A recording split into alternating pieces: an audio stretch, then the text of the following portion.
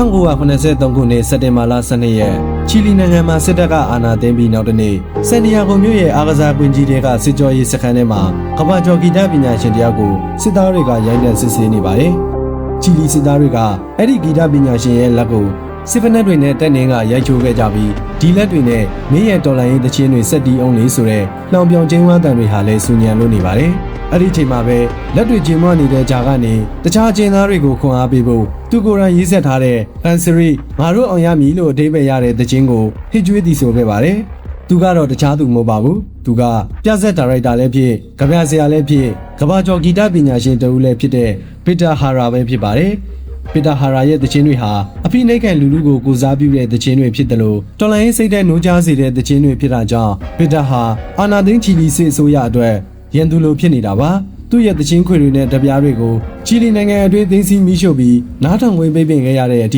စစ်အစိုးရကသူ့ရဲ့အမှုပညာကိုထိတ်လန့်ခဲ့ရပါတယ်ပီတာဟာရာကို1932ခုနှစ်စက်တင်ဘာလ28ရက်နေ့ချီလီနိုင်ငံတောင်ပိုင်းကဆာအစ်ဂနာစီယိုလို့ခေါ်တဲ့ဂျေလက်ဒေသလေးတစ်ခုမှာမွေးခဲ့ပါတယ်သူမိဘတွေကလယ်သမားတွေဖြစ်ပြီးအရန်ဆင်းရဲပါတယ်မိခင်ဖြစ်သူကချီလီရိုးရာသချင်းတွေကိုတီးဆိုတတ်သူဖြစ်တာကြောင့်ပီတာဟာငယ်စဉ်ကတည်းကဂီတနဲ့ရင်းနှီးခဲ့ပါတယ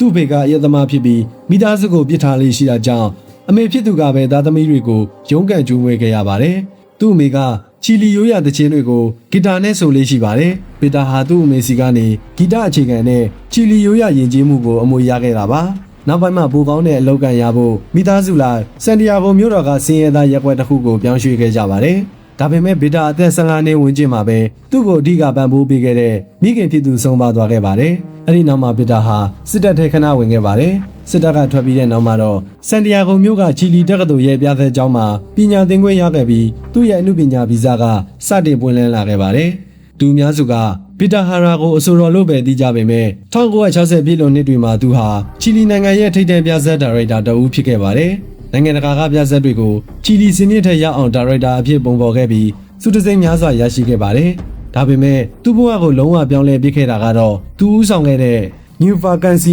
Chilena လို့ခေါ်တဲ့ဂီတလှူရှာမှုပါဒီလှူရှာမှုဟာအမေရိကန်နဲ့ဥရောပရဲ့ပေါ့ဂီတတွေလွှမ်းမိုးမှုကိုတွန်းလှန်ပြီးချီလီရဲ့ရိုးရာဂီတဒူရိယာတွေကိုအသုံးပြုကာစင်ရဲသားလူရန်စာလေသမားအလို့သမားတွေရဲ့ဘဝနဲ့သူတို့ရဲ့ရုန်းကန်ရမှုတွေကိုဖော်ကျူးတဲ့ဂီတလှူရှာမှုဖြစ်ပါတယ်ပီတာဟာကြပြဆန်ပြီးလေးနက်တဲ့စာသားတွေနဲ့ဖိနှိပ်သူလူရန်စာကိုဝေဖန်တဲ့သချင်းတွေကိုရေးဆက်ခဲ့ပါတယ်ပီတာဟာရာဟာအမှုပညာသမားတသက်မဟုတ်ပဲချီလီကွန်မြူနစ်ပါတီရဲ့အဖွဲ့ဝင်တဦးလည်းဖြစ်ခဲ့ပါတယ်1990ပြည့်နှစ်ချီလီသမ္မတရွေးကောက်ပွဲမှာဆိုရှယ်လစ်ခေါင်းဆောင်ဆာလ်ဗာဒေါအာယန်တေးဝင်ရောက်ရှင်ပြိုင်တဲ့အခါပီတာဟာရာဟာရှေ့တန်းကနေမဲဆွယ်စည်းရုံးပေးခဲ့ပါတယ်။သူတွေမကပဲတခြားတော်လှန်ရေးအဆိုတော်တွေပါပူးပေါင်းပြီးတေးဂီတနဲ့လူလူကိုစည်းရုံးခဲ့ကြပါတယ်။အာယန်တေးသမ္မတဖြစ်လာတဲ့အခါပီတာဟ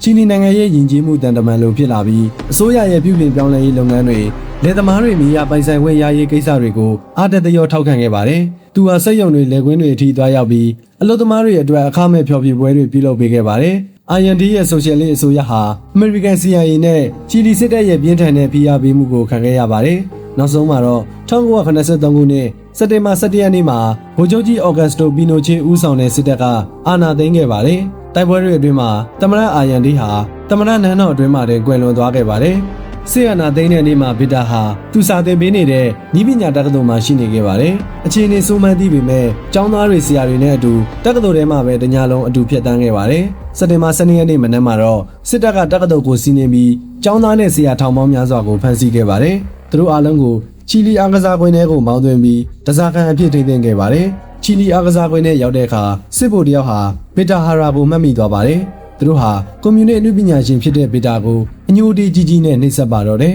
။စစ်သားတွေဟာပီတာကိုလူစုထဲကနေဆွဲထုတ်ပြီးတီးတဲ့အခန်းထဲမှာရဲရဲဆက်ဆက်နှိပ်စက်ခဲ့ပါတယ်။1983ခုနှစ်စက်တင်ဘာလ16ရက်နေ့မှာတော့ပီတာဟာရာကိုစစ်သားတွေကပြစ်တက်လိုက်ပါတယ်။နောက်ပိုင်းမှာသူ့ရုပ်အလောင်းကိုလမ်းမေးတဲ့နေရာမှာစွန့်ပစ်ထားတာတွေ့ခဲ့ရပြီးစစ်စစ်ချက်အရာသူ့ခန္ဓာကိုယ်မှာတနက်တန်ရာ44ချက်တွေ့ရပါတယ်။သူကွယ်လွန်ချိန်မှာအသက်40ပဲရှိပါသေးတယ်။သူအသက်မခံရခင်နိုင်ပိုင်းအလိုမှာအချင်းထောင်တွေကအခြေအနေတွေကိုဖော်ပြတဲ့ကြပြတစ်ပုဒ်ကိုစက်ကူပေါ်မှာရေးသားခဲ့ပြီးတန်ငယ်ချင်းတယောက်ရဲ့အိတ်ကက်ထဲကိုလျှို့ဝှက်ထည့်ပေးနိုင်ခဲ့ပါတယ်။အဲ့ဒီကြပြဟာနောက်ပိုင်းမှာပြင်ပကဘာကိုရောက်ရှိသွားခဲ့ပါတယ်။ဆီယနာသိမ်းပြီးနောက်မှာပီနိုချေရဲ့စစ်အစိုးရဟာပီတာဟာရာရဲ့ရုပ်ခန္ဓာကိုယ်တွေမှာကပဲသူ့ရဲ့အတန်နဲ့အတွေးခေါ်တွေကိုပါ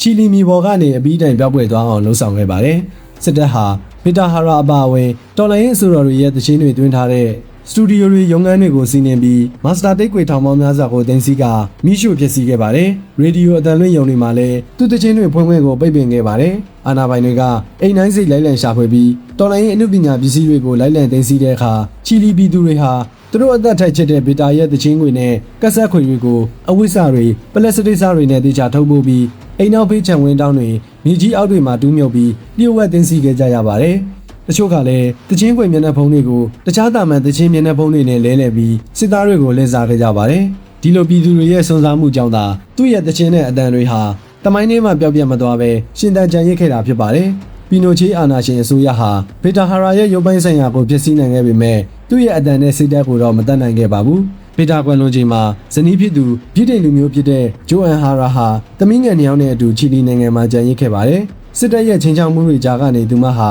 ဗီတာရဲ့တခြင်းတွေနဲ့အတန်သွဲကက်ဆက်ခွေတွေကိုနိုင်ငံပြင်ပရအောင်ခိုးထုတ်နိုင်ခဲ့ပြီးချီလီစစ်အာဏာရှင်ရဲ့ရက်စက်မှုကိုကမ္ဘာတဝန်းကသိအောင်ဖော်ထုတ်ခဲ့ပါတယ်။ပြည်တိုင်ကိုရောက်တဲ့အခါဂျိုအန်ဟာဗီတာမပြီးဆုံးသေးသောတခြင်းတစ်ပုဒ်ဆိုတဲ့အထုပ်ပတ်တိစာအုပ်ကိုရေးသားထုတ်ဝေခဲ့ပြီးပီနိုချေအာဏာရှင်စစ်အစိုးရရဲ့ရက်စက်ကြုံမှမှုတွေကိုဖော်ထုတ်ခဲ့ပါတယ်။သူမဟာကမ္ဘာနဲ့လဲလှယ်ပြီးဗီတာအတွက်တရားမျှတမှုရဖို့နဲ့ချီလီမှာပျောက်ဆုံးနေတဲ့လူခွင့်ရေးတွေပြန်ရဖို့ဆက်စုနှစ်များစွာတိုက်ပွဲဝင်ခဲ့ပါတယ်။ချီလီနိုင်ငံမှာစစ်အာဏာရှင်စနစ်ပြိုကျသွားပြီးနောက်မှာတော့စစ်တပ်ရဲ့လွှမ်းမိုးမှုနဲ့လူငင်းချမ်းသာခွင့်ဥပဒေတွေကြောင့်ဗီတာကိုတတ်ခဲ့တဲ့တရားခံတွေကိုဖော်ထုတ်ဖို့ဆယ်စုနှစ်ချီစောင့်ဆိုင်းခဲ့ရပါတယ်။ဒါပေမဲ့ပြည်သူတွေနဲ့ဂျိုအန်တို့ရဲ့ဆွဲကြောင့်နောက်ဆုံးမှအပြစ်ပေးနိုင်ခဲ့ပါတယ်။ဗီတာဟာရာကိုညှဉ်းပန်းနှိပ်စက်တပ်ဖြတ်ရမှာပါဝင်ခဲ့တဲ့စစ်ဗိုလ်ချုပ်ဟောင်းတွေအရာရှိဟောင်းတွေနဲ့စစ်သားဟောင်းအများပြားကိုနောက်ပိုင်းမှာထောင်ဒဏ်တွေချမှတ်နိုင်ခဲ့ပါတယ်။ဒါဟာဗီတာကွယ်လွန်ပြီးနှစ်40ကျော်နှစ်50နီးပါးအကြာမှရရှိခဲ့တဲ့တရားမျှတမှုဖြစ်ပါတယ်။ဒီနေ့ခေတ်ချီလီနိုင်ငံမှာဗီတာဟာရာဟာရိုးရိုးအဆိုတော်တရားမဟုတ်တော့ပါဘူး။သူဟာချီလီဒေါ်လာရေးရဲ့ပြယုံနဲ့လွတ်လပ်မှုရဲ့ဝိညာဉ်အဖြစ်သတ်မှတ်ခြင်းခံထားရပါတယ်။သူအသက်ခံခဲ့ရတဲ့ချီလီအားစားကွင်းကို2003ခုနှစ်မှာဗီတာဟာရာရဲ့အမည်နဲ့တရားဝင်အမည်ပြောင်းလဲဂုဏ်ပြုခဲ့ပါတယ်။ဗီတာဟာရာရဲ့သချင်းတွေဟာချီလီနိုင်ငံတွေမှာကပဲတကမ္ဘာလုံးကအဖိနှိပ်ခံပြည်သူတွေအတွက်ခွန်အားဖြစ်စေပါတယ်။2019ခုနှစ်ကချီလီနိုင်ငံမှာဖြစ်ပွားခဲ့တဲ့အစိုးရစံကျင်ရေးဆန္ဒပြပွဲတွေမှာလူပေါင်းထောင်ချီပြီးလမ်းမပေါ်ထွက်ခါဗီတာဟာရာရဲ့သချင်းတွေကိုတံမြဲတီးဆိုခဲ့ကြတာဟာသူ့ရဲ့ဂီတကဘယ်လောက်အထိရှင်သန်နေသေးလဲဆိုတာကိုသက်သေပြလိုက်တာပဲဖြစ်ပါတယ်။အာနာရှင်တွေကသူ့ကိုတတ်နိုင်ခဲ့ပေမဲ့သူ့ရဲ့သချင်းတွေကတော့ချီလီပြည်သူတွေအတွက်ခေတ်ဆက်ဆက်မတရားမှုကိုတော်လှန်နိုင်သွေးစည်းစေတဲ့လက်နက်တစ်ခုအဖြစ်ဒီနေ့အထိတောက်ပနေစေဖြစ်ပါတယ်။